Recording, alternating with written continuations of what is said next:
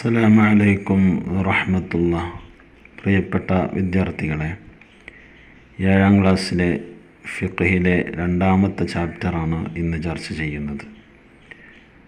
അതിൻ്റെ തദ്രീബാത്തിൽ ഒന്നാമതായി നസ്സിൽ നമുക്ക് യോജിച്ചത് ചേർത്ത് കൊടുക്കാം. തക്ബീർ ചൊല്ലിയ ശേഷം ഇമാമിനോടൊപ്പമുള്ള ഖിയാമിൽ ഫാത്തിഹ ഓതാൻ സമയം കിട്ടാത്തവൻ ആരാണ്? സി. മസ്ബൂക്ക്.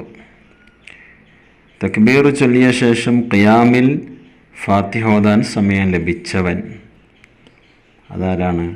മുവാഫിഖ്. എ. തുടരൽ കറാഹത്താണ് മസ്ബൂക്ക്.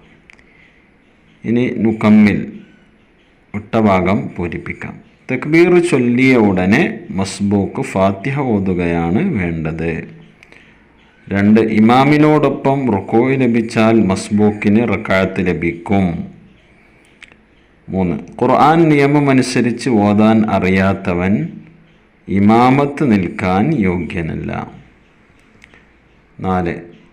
ജമാഅത്ത് നിസ്കാരവുമായി ബന്ധമുള്ള കറാഹത്ത് ഉണ്ടായാൽ ജമാഅത്തിൻ്റെ കൂലി ലഭിക്കുകയില്ല. 5.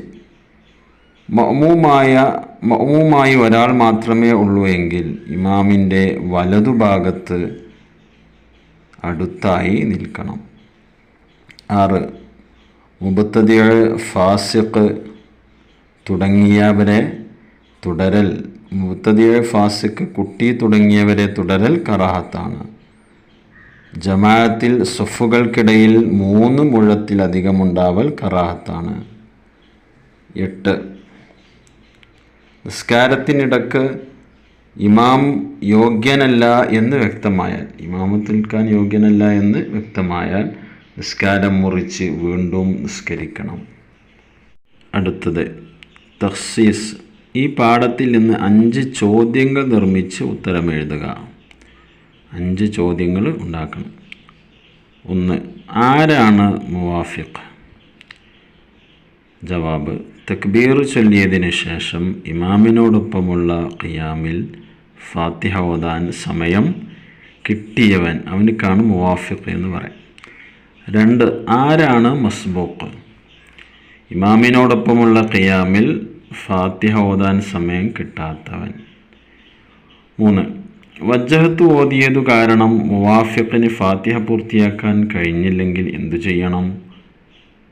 ആൻസർ: അവൻ ഇമാമോടൊപ്പം റുകൂഅ് ചെയ്യാൻ പാടില്ല.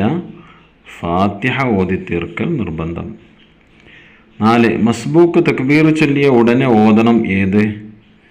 ഫാത്തിഹയാണ് ഓതേണ്ടത്. 5.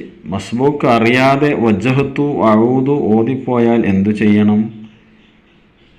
ഉത്തരം: ഇമാമ് റുകൂഇലേക്ക് പോയതിന് ശേഷവും ചൊല്ലിയ ഖദർ ഫാത്തിഹയിൽ നിന്ന് ഓതണം. എത്രയാണോ അവന് വജ്ജഹത്ത് ഓതിയത് അത്രയും കണക്ക് ഫാത്തിഹയിൽ നിന്ന് ആയത്തുകൾ ഓതണം.